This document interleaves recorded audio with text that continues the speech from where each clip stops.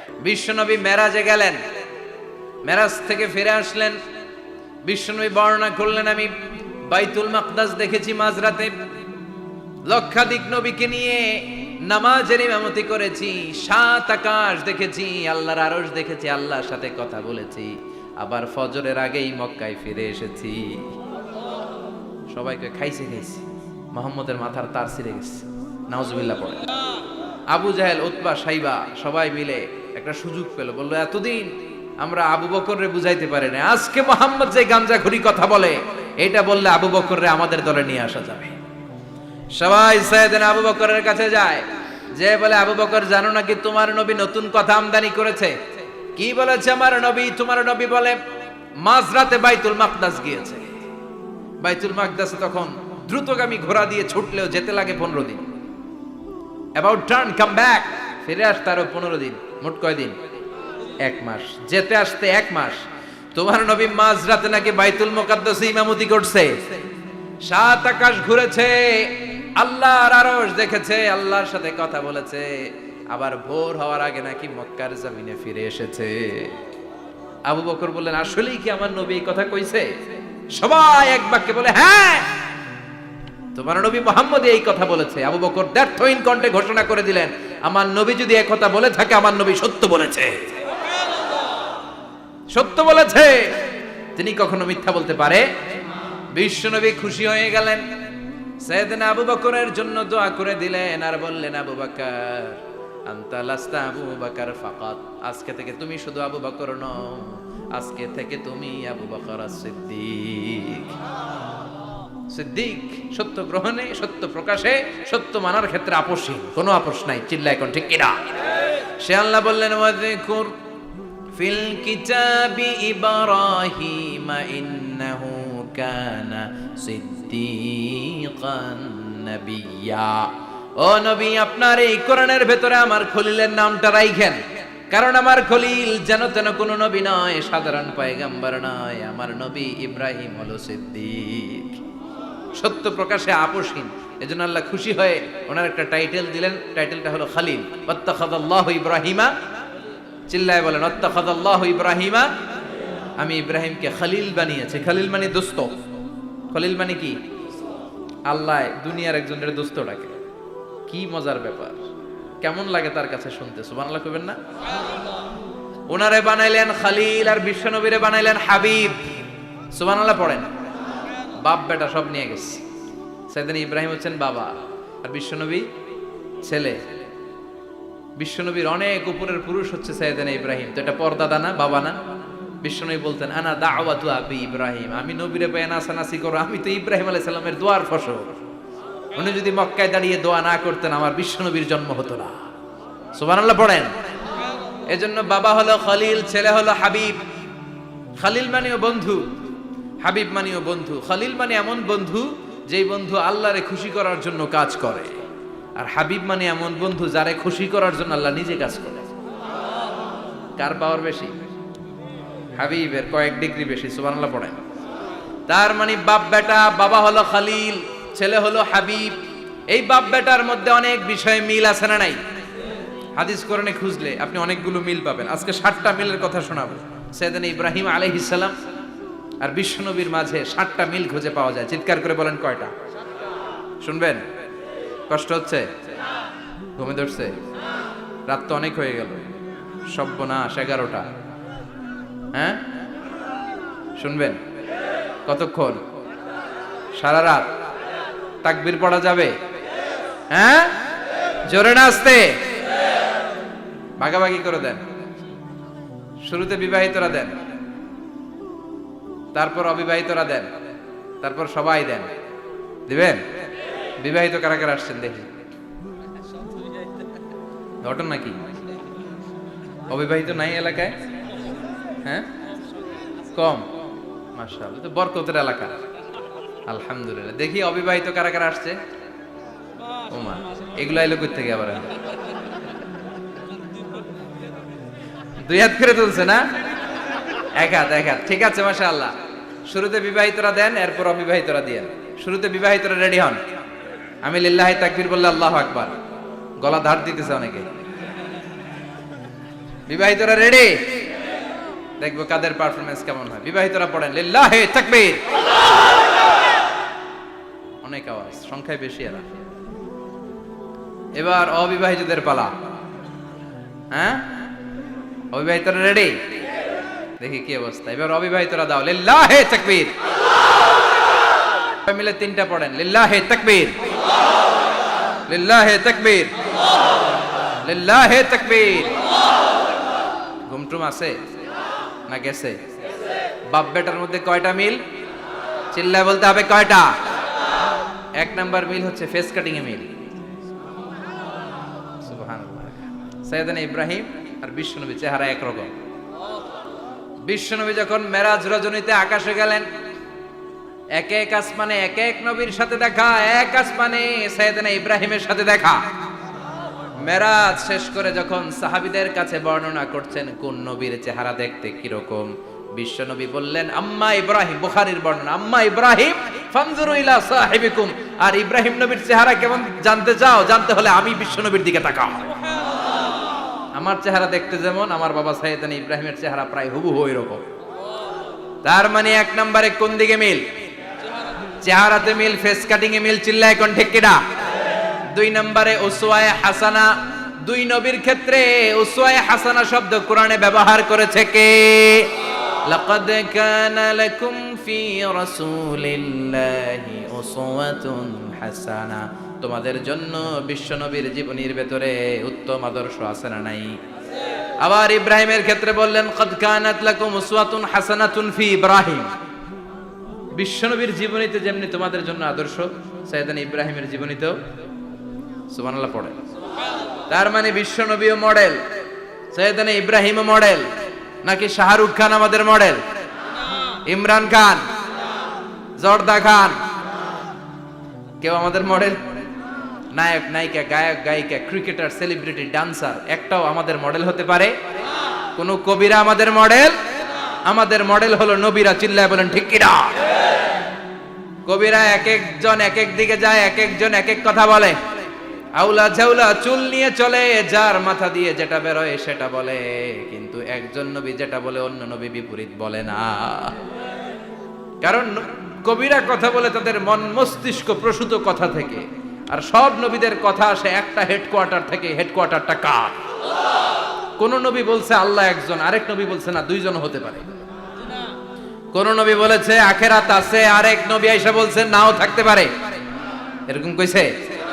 কারণ কবিদের মতো ওনারা মাথায় যা আসে পাগলের মতো তাই বলে না। তাদের মাথায় কথা আসে একটা হেডকোয়ার্টার থেকে। চিল্লায় বলেন হেডকোয়ার্টারটা কার? আল্লাহ বললেন উসওয়ায়ে হাসানা। বিশ্বনবীও তোমাদের জন্য আদর্শ, সাইয়েদনা ইব্রাহিম আদর্শ। তার মানে আদর্শিক দিক থেকে দুই নবীর মিল আছে না নাই? তিন নাম্বার, দুইজন নবী উলুল আজমি মিনার রুসুল। এই পৃথিবীতে পাঁচজন নবীকে আল্লাহ শ্রেষ্ঠ নবী বলেছেন। নূহ আলাইহিস সালাম, ইব্রাহিম আলাইহিস সালাম, মূসা আলাইহিস সালাম, ঈসা আলাইহিস সালাম, বিশ্বনবী মুহাম্মদ রাসূলুল্লাহ সাল্লাল্লাহু আলাইহি ওয়াসাল্লাম। এই পাঁচজনের ভিতরে বাপ বেটা আছে না নাই? কথা কর। চার নাম্বার মিল হলো বাপ বেটা দুইজনই কাবা বানিয়েছে। আল্লাহু আকবার। সাইয়েদনা ইব্রাহিম বানিয়েছে বয়স্ক অবস্থায়, বিশ্বনবী বানিয়েছেন শৈশবকালে। পড়েন সুবহানাল্লাহ। বিশ্বনবীর বয়স মাত্র 10 বছর। কয় বছর? 10 বছর বয়স আমরা লুঙ্গিও পড়তাম না। কথা কন। ছোট বাচ্চারা অনেক সময় এই বয়সে লুঙ্গি খুলে ফেলায় না? গরমকাল আসলে লুঙ্গিগুলা সব খালের সামনে থুইয়া ডুবায়, চোখগুলা লাল করে আর করে বাইরে আছে না নাই? কিন্তু বিশ্বনবী লুঙ্গি খোলেন না, লুঙ্গি পড়ে থাকে। কাবা ঘর নির্মাণের কাজ শুরু হলো, বিশ্বনবী পাথর টানতে শুরু করলেন। বিশ্বনবীর বয়সের 8-10 বছরের ছোট বাচ্চারা সবগুলা লুঙ্গি খুলে কাঁধে লইছে। সব বাচ্চারা লুঙ্গি খুলে কাঁধে নিয়েছে, আর ওই কাঁধের লুঙ্গির উপরে পাথর নিয়েছে যাতে ব্যথা না পায়। বুদ্ধি আছে। লুঙ্গি খুলে কাঁধে রেখেছে, কাঁধের উপরে পাথর রেখেছে। কিন্তু বিশ্বনবী, সবাই পাথর টানে একটা, বিশ্বনবী টানে দুইটা, কিন্তু বিশ্বনবী লুঙ্গি খোলে না। কি নবী ছিলেন, কি লাজুক ছিলেন। এখন আমাদের মধ্যে লাজুকতা নাই। বাবা ছেলে মেয়ে সব মিলে একসাথে হিন্দি সিরিয়াল দেখে, এরকম ফ্যামিলিও আছে না নাই? লাজুকতা হারাতে বসেছি। আল হায়াউ শু'বাতুম মিনাল ঈমান। লাজুকতা ঈমানের অঙ্গ। ইযা লাম তাস্তাহি ফাসনা মা শি'তা। যখন তোমার লজ্জা থাকবে না, তোর যা মন চায় তুই তাই করতে পারবি। লাজুকতা আমরা হারাতে বসেছি, কোনো ক্ষেত্রে আমাদের লাজুকতা নাই। বিশ্বনবী এত লাজুক ছিলেন, হালিমাতুস সাদিয়া বলে 5 বছর কুরাইশি মুহাম্মদকে আমি লালন পালন করলাম, একদিনও কাঁদতে দেখি নাই। ক্ষুধা লাগলেও কাঁদে না, ব্যথা পেলেও কাঁদে না, শুধু লজ্জাস্থানের জায়গা থেকে কাপড় সরে গেলে মুহাম্মদ চিৎকার দিয়ে ওঠে। কি লাজুক ছিলেন বিশ্বনবী। পাথর টানে কিন্তু লুঙ্গি খোলে না। আশেপাশের বন্ধু বান্ধব সব লুঙ্গি খুলে টানতেছে। চাচা আবু তালেব দৃশ্যটা দেখলেন, কিরে সবাই লুঙ্গি খোলা, এটা লুঙ্গি ছাড়া কেন? এটার গায়ে তো লুঙ্গি আছে। বিশ্বনবী ডেকে বললেন, মুহাম্মদ লুঙ্গি খোলো। কি খোলো? সবাই খুলছে, তুমিও খোলো। তুমি কাঁধে ব্যথা পাবে, কাঁধে লুঙ্গি রেখে পাথর টানো। বিশ্বনবী বললেন, না আমি ব্যথা পাই না, আমি লুঙ্গি খুলবো না। চাচা বলল, আরে ছোট মানুষ, সমস্যা নাই, খোলো। গোছা ধরে টান দিবে, টান দেওয়ার আগে বিশ্বনবী বেহুশ হয়ে জমিনে পড়ে যায়। লুঙ্গি খোলা আর হয় নাই। বিশ্বনবীর লজ্জাস্থানও কেউ দেখে নাই। আল্লাহু আকবার। তার মানে কাবা ঘর নির্মাণের দিক থেকে বাপ বেটার মধ্যে মিল আছে না নাই? সাইয়েদনা ইব্রাহিম কাবা বানালেন বয়স্ক অবস্থায়, বিশ্বনবী বানালেন শৈশবকালে। পড়েন সুবহানাল্লাহ। এরপর 6 নম্বরে মিল হলো, বাপ বেটা দুইজনেই ইসলামের কারণে, কোরআনের দাওয়াত দেওয়ার কারণে ঘর ছাড়া হয়েছে। সাইয়েদনা ইব্রাহিমও ঘর ছাড়া, বিশ্বনবী ঘর ছাড়া হলেন, মক্কা থেকে গেলেন মদিনায়। কিন্তু সাইয়েদনা ইব্রাহিমের ঘর ছাড়াটা এত সহজ না। উনি জন্মেছিলেন ইরাকের। ইনশাআল্লাহ পড়েন। এজন্য বাপ বেটার 6 নাম্বার মিল, বাপ বেটা দুজনই ঘর ছাড়া, বাপ বেটা দুইজনই জন্মস্থান ছাড়া। বিশ্বনবী মক্কা থেকে মদিনায়, আর সাইয়েদনা ইব্রাহিম নিজ এলাকা বাবেল থেকে গোটা বিশ্বের আনাচে কানাচে। চিল্লায় বলেন ঠিক কিনা? 6 নাম্বার মিল, বিশ্বনবী বললেন, ইন্নী হারামতুল মদিনা কামা হারামা ইব্রাহিম মক্কা। আমি মদিনাকে হারাম ঘোষণা করেছি যেমনি সাইয়েদনা ইব্রাহিম মক্কারে হারাম ঘোষণা করেছে। আপনারা যারা হজ উমরা করেছেন তারা জানবেন, মক্কা মদিনার চারিদিকে একটা বাউন্ডারি আছে, এটার বলে হুদুদুল হারাম। পিলার আছে, ওই পিলারে লেখা হুদুদুল হারাম। কি লেখা? এইখানে মারামারি, ঘুষাঘুষি, কিলাকিলি সব হারাম। খুন করেও যদি, সৌদিতে খুন হয় না, কথা কয় না? সৌদি আরবে ধর্ষণ হয় না, হয়তো কম হয়, খুন হয় না, হয়। কোন খুনিও যদি এই হুদুদুল হারামের ভিতরে ঢুকে, পুলিশ ওরে মারতে পারবে না। ওরে ভুলায় ভালায় ফুসলায় বাইরে নিয়ে মাইর। হুদুদুল হারামের বাইরে নিয়ে মাইর, ভিতরে মারামারি করা যাবে? তো এই যে হুদুদুল হারামের বাউন্ডারিটা, মদিনারটা দিয়েছেন, ঠিক করে দিয়েছেন বিশ্বনবী, আর মক্কারটা দিয়েছেন সাইয়েদনা ইব্রাহিম। বাপ বেটা মিল আছে না নাই? এরপরে বাপ বেটার মধ্যে 7 নম্বরে মিল হলো, বাপ বেটার একজন হলো সব নবীদের নেতা, আর একজন হলো সব নবীদের পিতা। একজন সব নবীদের নেতা বিশ্বনবী, ঠিক কিনা? আরেকজন সব নবীদের পিতা সাইয়েদনা। এই জন্য আমরা যখন শেষ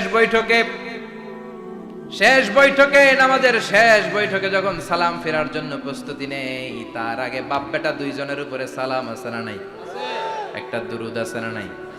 দুরুদের নাম দুরুদে আল্লাহুম্মা সাল্লি আলা মুহাম্মদ ওয়া আলা আলি মুহাম্মদ কামা সাল্লাইতা আলা ইব্রাহিম ওয়া আলা আলি ইব্রাহিম ইন্নাকা হামিদুম মাজিদ। আল্লাহ সাইয়েদনা ইব্রাহিম ও তার বংশের উপর যেমনি রহমত প্রেরণ করেছেন, বিশ্বনবী ও তার বংশের উপর রহমত নাজিল করে। আল্লাহুম্মা বারিক আলা মুহাম্মদ ওয়া আলা আলি মুহাম্মদ কামা বারাকতা আলা ইব্রাহিম ওয়া আলা আলি ইব্রাহিম ইন্নাকা হামিদুম মাজিদ। ও আল্লাহ, সাইয়েদনা ইব্রাহিমের বংশের উপর এবং তার উপর যেমনি বরকত নাজিল করেছেন, বিশ্বনবী ও তার বংশের উপর তেমনি বরকত নাজিল করে। দেখেন, দুইজনের কথাই আছে, বিশ্বনবীর কথাও আছে, সাইয়েদনা ইব্রাহিমের কথাও আছে। এই 7টা দিক থেকে বাপ বেটার মধ্যে মিল রেখেছে কে? আর আল্লাহ বললেন, এই ফ্যামিলিতে আমি কিতাবও দিয়েছি, নবুয়তও দিয়েছি। ওয়াজআলনা ফি যুররিয়াতিহিন নুবুওয়াতা ওয়াল কিতাব। সাইয়েদনা ইব্রাহিমের ফ্যামিলির ভেতরে আমি নবুয়ত দিয়েছি, কিতাব দিয়েছি। এই পৃথিবীতে যত নবীর নাম আপনি বলবেন, সবগুলো সাইয়েদনা ইব্রাহিমের নাতিপুতি।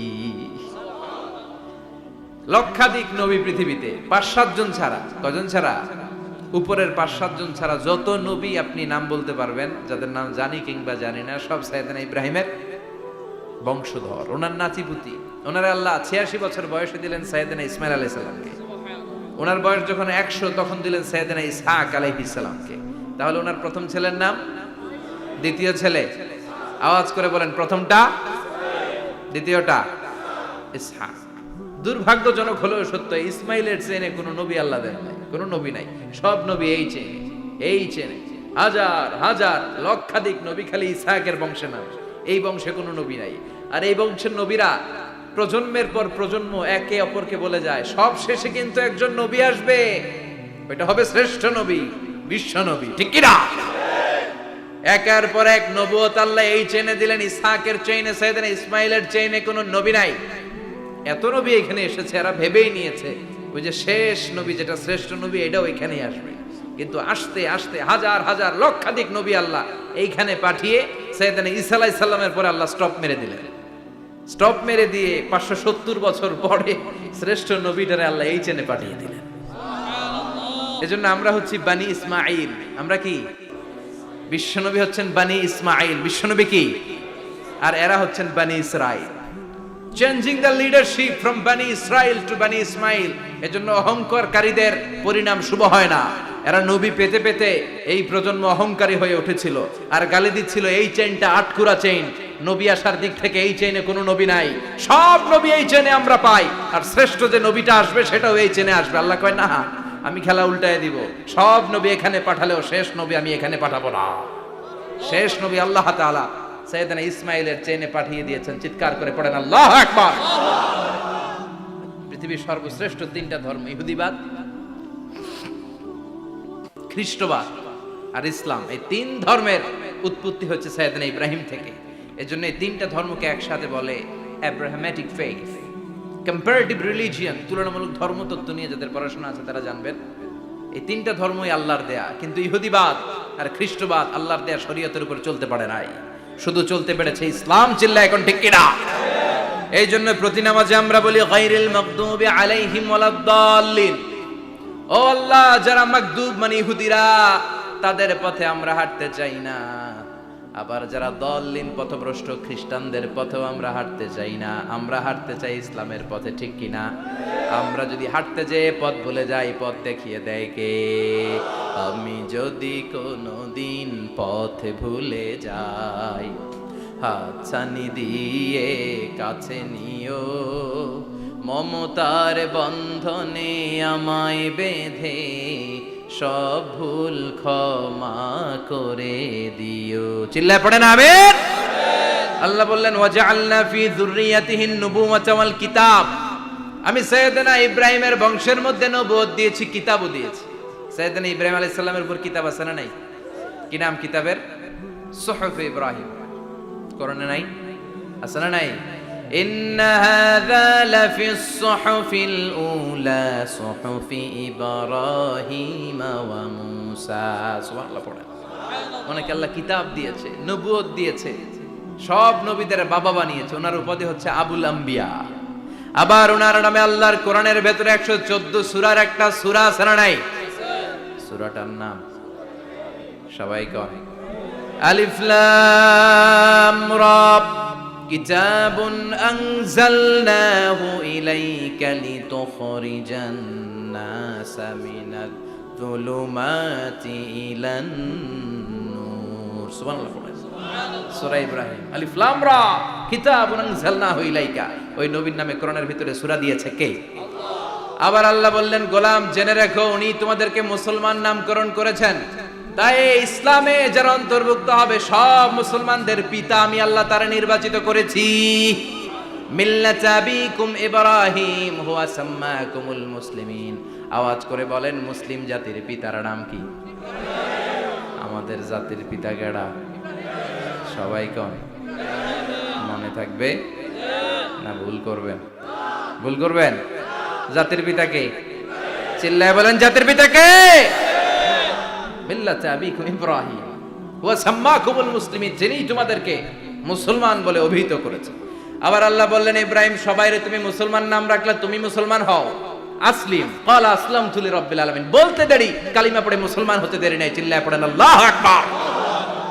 আবার আল্লাহ বলে আমার নবী ইব্রাহিম এমন নবী, এই নবীর মতো বিনয়ী নবী নাই। ইন্না ইব্রাহিম লাহালিমুন আওয়াহুম মুনীব।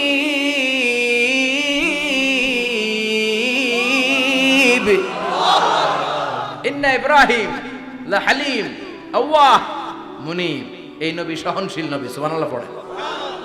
সহনশীলতার কোনো অভাব নাই, যেটার অভাব আমাদের মধ্যে সবচেয়ে বেশি। কথা কম। আমাদের বাংলাদেশিদের মধ্যে সহনশীলতার অভাব আছে না নাই?